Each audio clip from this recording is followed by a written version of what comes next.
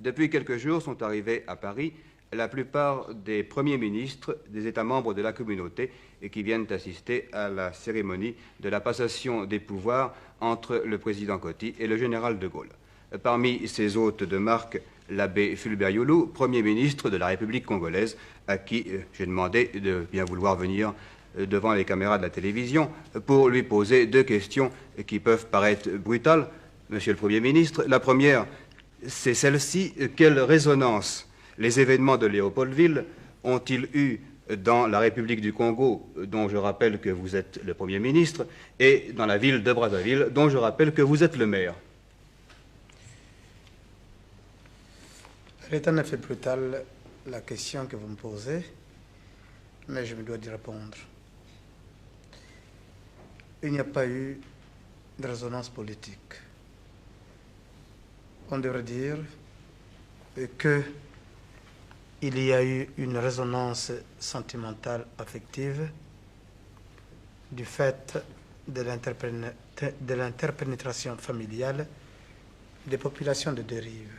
C'est-à-dire que ces populations ont les mêmes origines, les mêmes coutumes et parlent les mêmes langues.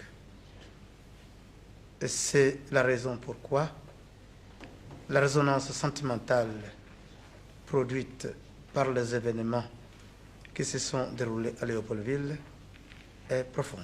Oui, alors justement, Monsieur le Premier ministre, vous m'amenez à ma deuxième question en me donnant déjà une première explication, mais ce n'est pas la seule explication, il y en a d'autres évidemment, et je voudrais justement connaître ces autres explications que vous donnez aux événements qui ont ensanglanté Léopoldville. Elles sont simples.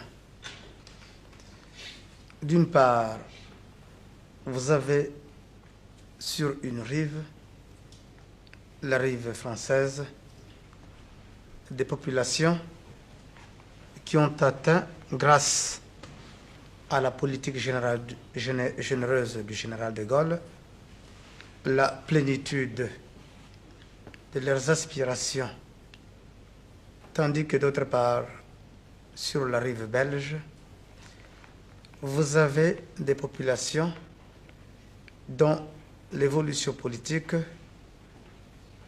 ne semble pas suivre le même rythme.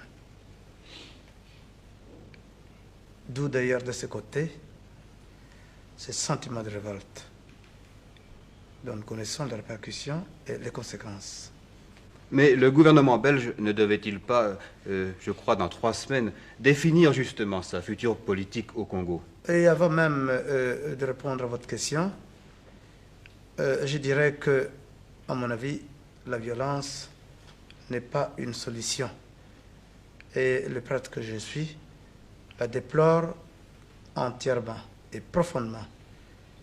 Je souhaiterais donc que le Belge veille se pencher sur ce problème et trouve une solution qui permette d'aboutir pacifiquement à résoudre le problème politique de la rive belge. Je vous remercie, Monsieur le Premier ministre.